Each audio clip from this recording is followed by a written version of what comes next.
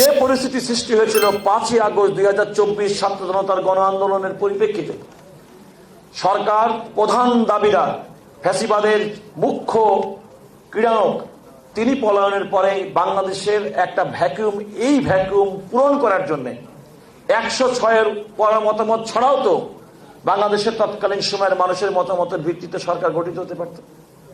বরং আমি মনে করি 106 সংবিধানে সুপ্রিম কোর্টের আপিল বিভাগের মতামত গ্রহণ করার কারণে অন্তর্বর্তীকালীন সরকার এবং এই তত্ত্বাবধায়ক সরকার ডক্টর মোহাম্মদ ইউনূস সরকারের লেজিটিমেসি অনেক বৃদ্ধি পেয়েছে। এটা হচ্ছে 106 অনুচ্ছেদ সম্পর্কে আমার বক্তব্য।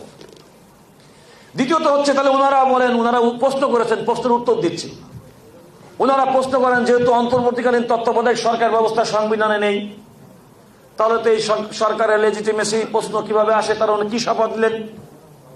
আমি তাদের জ্ঞাতার্থে বলছি, এই প্রশ্ন তো আমাদের মধ্যে আইনজীবীরাই তুলেন, কোর্টে না এগুলো ব্যাপারে মোক্ষম জায়গা এগুলো জবাব দেওয়ার ক্ষেত্রে। তবু আপনারা যারা ল স্টুডেন্ট, সাধারণ মানুষ অনেকে শুনছেন, মিডিয়ায় দেখছেন বলে বলছে। আপনি খেয়াল করে দেখেন, বেগম খালেদা জিয়া বাংলাদেশে নির্দলীয় তত্ত্বাবধায়ক সরকার ব্যবস্থা চালু করেছিলেন সংবিধানের 13 সংশোধনের মাধ্যমে। সেখানে একজন প্রধান উপদেষ্টা এবং একটা উপদেষ্টা মন্ডলী গঠিত হতো 90 দিনের মধ্যে পরবর্তী জাতীয় সংসদ নির্বাচনের জন্য।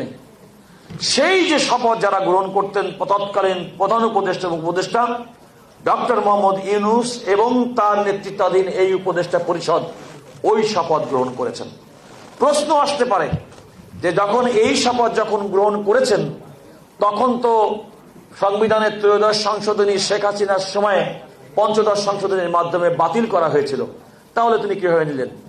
তাদের সন্তুষ্টির জন্য বলি, 15 সংশোধনী মামলা রায় করে বদিউল আলম মজুমদার, বিএনপি, জামাত সহ আমরা যারা চ্যালেঞ্জ করে রিট পিটিশন ফাইল করেছিলাম, সুপ্রিম কোর্টের হাইকোর্ট বিভাগের একটি বেঞ্চ 2024 সালের ডিসেম্বরে নির্দলীয় তত্ত্বাবধায়ক সরকার ব্যবস্থাকে বাতিল করে 15 সংশোধনের মাধ্যমে বাংলাদেশের সংবিধানকে যে আওয়ামীকরণ করা হয়েছিল, সুপ্রিম কোর্টের হাইকোর্ট বিভাগ সেই অংশটুকু বাতিল করে নির্দলীয় তত্ত্বাবধায়ক সরকার ব্যবস্থা বাংলাদেশের সংবিধানে পুনরুজ্জীবিত ফিরিয়ে এনেছেন।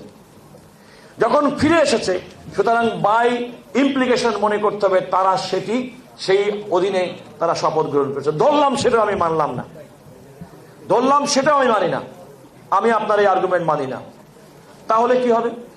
তাহলে কি বাংলাদেশের সংবিধানে এবং বাংলাদেশের রাষ্ট্র ক্ষমতায় যারা পরিবর্তিত পরিস্থিতিতে ডক্টর মোহাম্মদ ইউনূস সাহেব যে সরকার গঠন করেছেন, এর কি কোনো বৈধতা থাকবে না?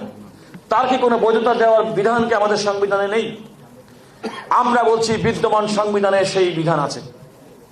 আমাদের সংবিধানের 150 অনুচ্ছেদে ক্রান্তিকালীন এবং জরুরি অবস্থা সংক্রান্ত একটা বিধান আছে, এবং তার সঙ্গে আমাদের এই সংবিধানের 4র্থ তফসিল অন্তর্ভুক্ত করে জুলাই ঘোষণাপত্র, জুলাই সনদ এবং যে সমস্ত ঐকমত্য কমিশনের মাধ্যমে সংবিধান সংশোধন সংক্রান্ত যে সমস্ত বিষয় ঐকমত্য হবে, তার সমস্ত কিছুই বিদ্যমান সংবিধানের কাঠামোর মধ্যে আমাদের সংশোধনী আনা করা সম্ভব। যদি তাই হয়ে থাকে, আমি মনে করি এই অন্তর্বর্তীকালীন সরকার যেটা 5ই আগস্ট 2024 গঠিত হয়েছে, এবং সেই সরকার পরবর্তী নির্বাচন পর্যন্ত যে সময়কাল তারা দায়িত্ব পালন করবেন, কার্যকাল তারা